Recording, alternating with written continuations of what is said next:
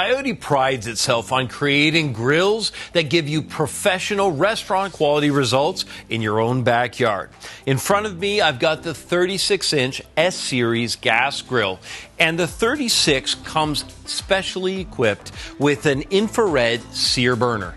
Now that sear burner is perfect for steaks like tomahawk steaks or porterhouse, a T-bone steak.